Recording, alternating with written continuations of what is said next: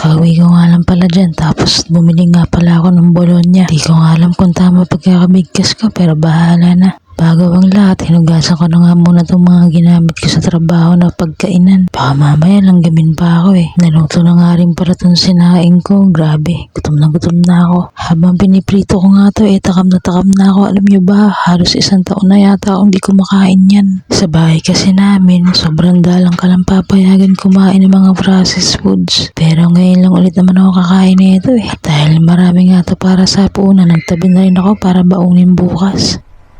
Ito na yung foodang natin. Tapos, lagyan natin ng toyo. Gusto ko magkamay. Pwede ba magkamay?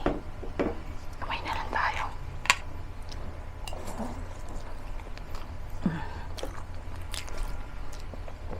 Kamatis nga pala tayo. Ayun o. Sinangag dapat to eh. Pero wala eh. Tamad na.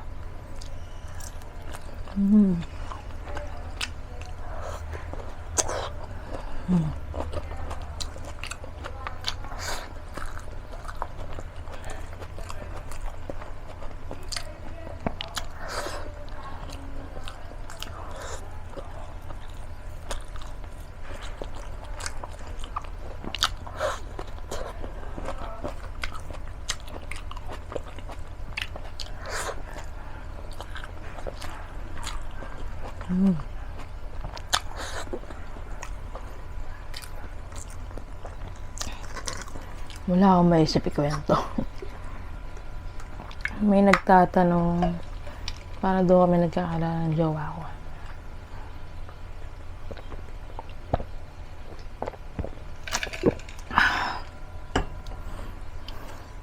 Hindi ko alam kung kikwento ko ba siya talaga or magpapahapyo na lang ako. Sige. Kasi mas maganda kung dalawa kami. Kaya lang wala siya rito. Nasa Taiwan siya.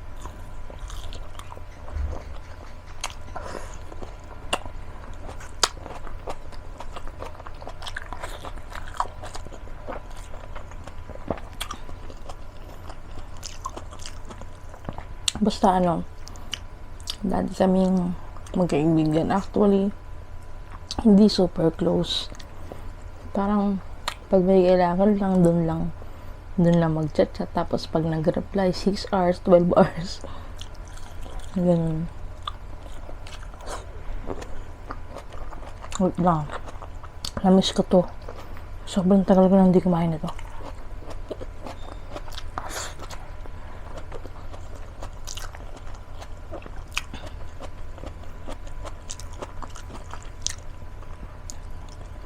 Basta, lang siya, kumbaga, nag-start kami magkaibigan, tapos, nag-open up kami sa isa't isa, hanggang sa parang hindi mo na namamalayan na, alam mo yun, na may gusto ka na pala sa kanya, pero hindi agad naging kami. Kasi, minake sure ko na, baka mamaya, nadadala lang ako, ganun. Sabi ko sa kanya, wag muna maging tayo, ganun. Gusto ko sigurado na tayo. Baka kasi mamaya nadadala lang tayo, kumbaga. Minsan kasi ganun, 'di ba? Parang akala mo gusto mo yung tao pero hindi naman pala. Kumbaga, nasanay ka lang din siya or masaya lang siyang kausap, ganun.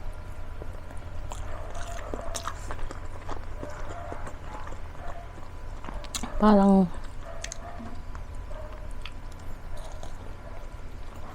wala, tapos ayun, tapos nung na-feel na namin na sure na kami, ayun na.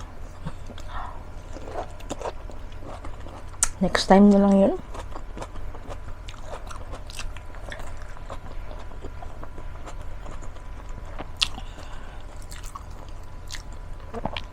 Wala nga din pala kaming tawagan.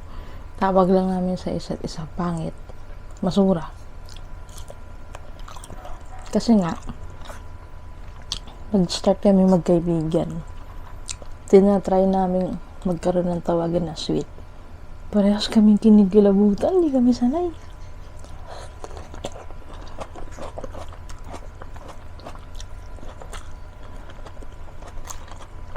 Kaya ayun, pangit na lang.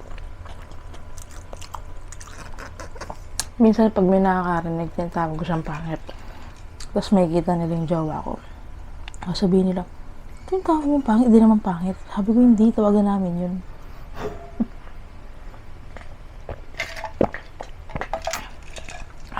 Pag nagtatawagan kami ng mga, alam mo yung mga dating CS, gusto namin i-block yung isa't isa.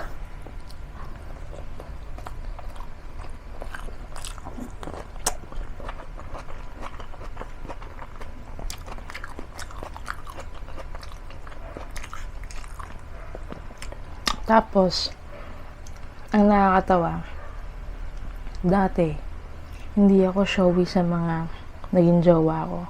Parang pilit lang, ganun. Hanggang sa, naging kami, parang, naging showy na ako. Siya naman, dati, showy siya. Tapos, naging low-key. Nagkabaligtad kami.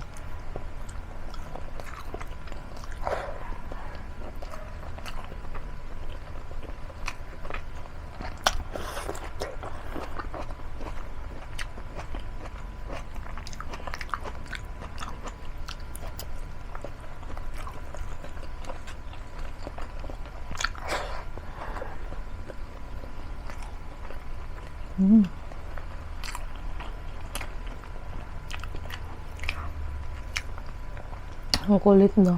Yung dating low-key, naging showy. Yung dating showy, naging low-key. Kaya kung mapapansin nyo, wala kayong makikitang bakas ko sa account niya. Tapos siya, makikita nyo siya sa akin.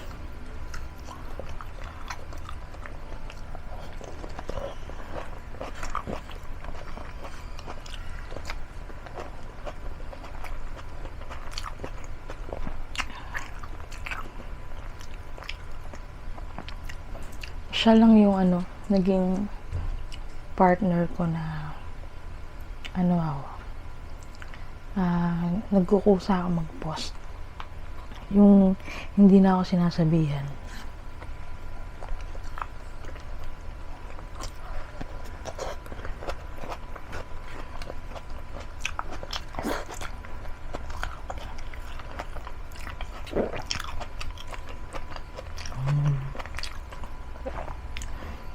Siguro kalahating taon na kung di nakakain na to. Yun ang ganisa nga eh. Magdadalawang buwan na akong di kumakain.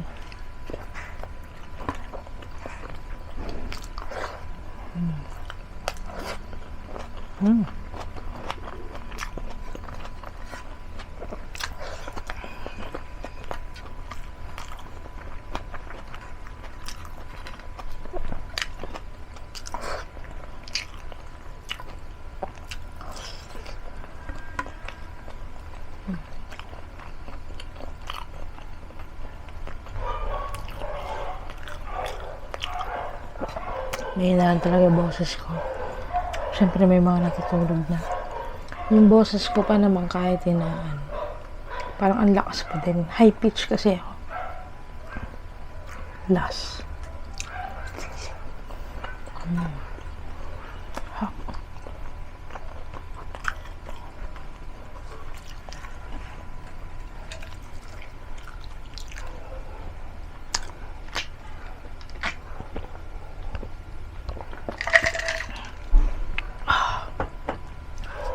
Ang sarap, buti na lang malasa to. Tama-tama, petsa de peligro. Ayan. Babaunin ko pa bukas. Morning. Yun lang. Tapos, konting pahapiyaw lang yun kasi ang pangit magkwento pag ako lang eh. Dapat mas maganda kung kasama siya. Kaya nagpahapiyaw na lang ako. Yun lang at maraming thank you sa mga nanonood pa rin. Follow nyo po ako kung nasa YT ka. Subscribe ka na. Sa TikTok, Facebook, follow po. Ayan lamang. Sige na sa next video.